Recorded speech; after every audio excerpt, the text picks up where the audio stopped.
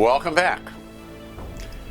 We're thinking together about Hebrew poetry and some of the characteristics of it. A feature that's almost as ubiquitous in Hebrew poetry as it is rare in English poetry is parallelism. A designed correspondence between the cola or even between the lines of a poem. Sometimes the correspondence is grammatical. Sometimes it's conceptual. It's not meant to be redundant. It's meant to further nuance the thought. So, take a look at the first psalm. How blessed is the person who doesn't walk in the counsel of the wicked, and in the sinner's path doesn't stand, and in the seat of scoffers doesn't sit. See, the psalmist isn't making three different statements.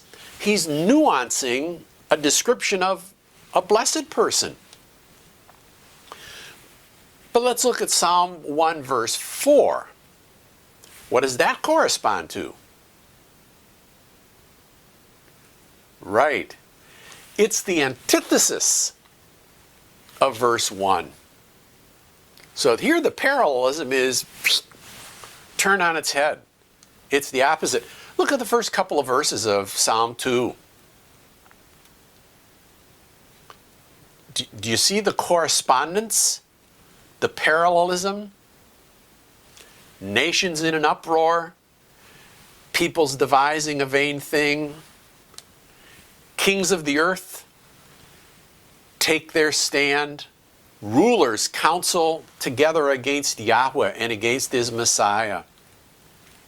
This kind of parallelism it's just all through Hebrew poetry. Well, we gave some thought about the terseness of Hebrew poetry. We've taken a look at parallelism. Well, another characteristic that I mentioned is symbolism. Lots of imagery.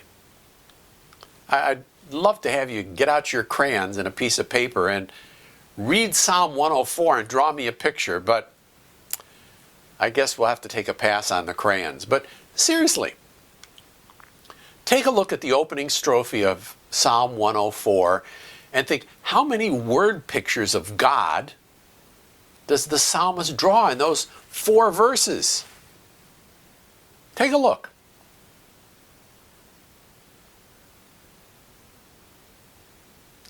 What'd you find? 8? Just peppered with them. Well, another characteristic I mentioned was that poetry is emotive. And this use of imagery is one of the main devices that the poet uses to evoke the feelings and the emotions of his audience.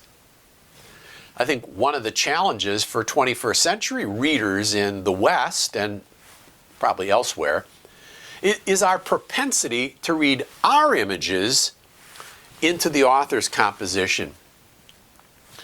For example, the majority population in North America is urban. The economy is predominantly information service with manufacturing, agriculture trailing.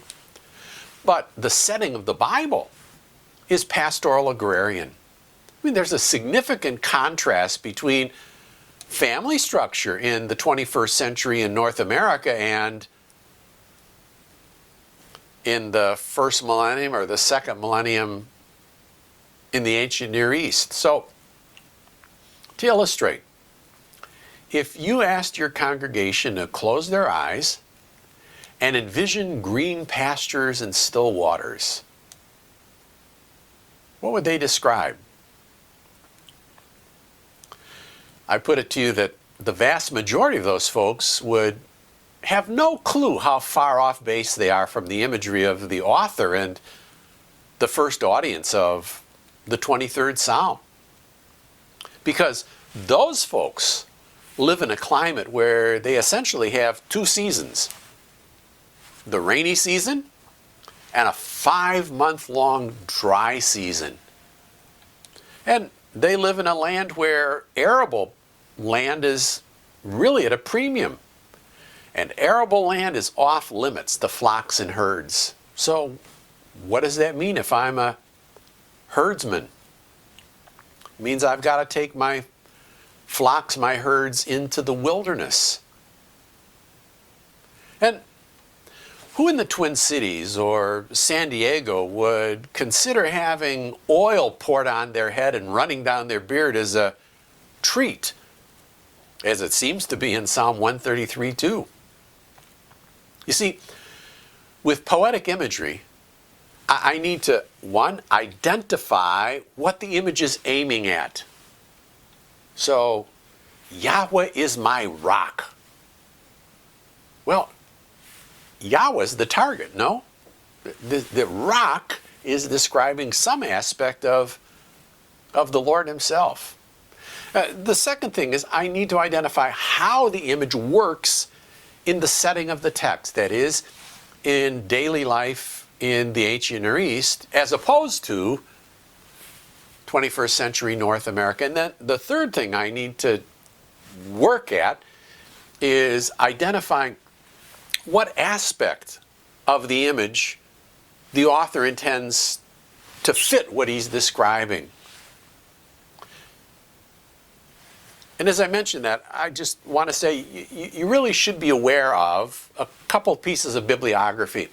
One is the Dictionary of Biblical Imagery. It's published by InterVarsity Press, edited by Ryken and Wilhoit, and one of the authors of our textbook, Longman. So it's the Dictionary of Biblical Imagery. And the other is Othmar Kiel's Symbolism of the Biblical World. Great resources for understanding symbolism as it was meant and as it was understood in the first instance. Then, let me make a comment about the appearance of myth. It's incontrovertible that myth played a substantial role in ancient Near Eastern thought and literature.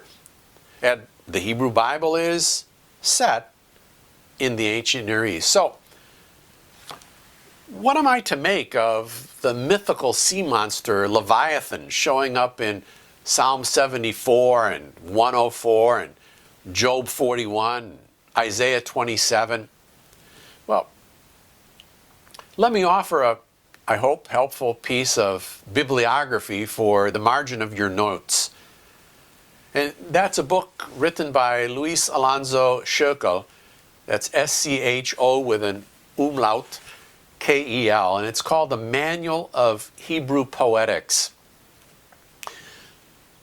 I'm not saying you need to go out and buy the book, you just need to be aware of it, and if you're doing a series of sermons or lessons in the Psalter, you may want to get it by interlibrary loan. But Schökel argues, I think convincingly, that when one takes a look at ancient Near Eastern literature and compare it with the Hebrew Bible, it's clear that the Old Testament has not admitted myths. Neither the religious background, nor the intention, nor the development permit us to identify the biblical stories as myths. He goes on, the Hebrews don't welcome myths as narratives, but they have no difficulty in incorporating mythical motifs into their lyric texts. And he sees as time goes on, they even have fewer scruples about using it just as a literary device. You see, the mythical motif is historicized. It's reduced to its primordial symbolic function.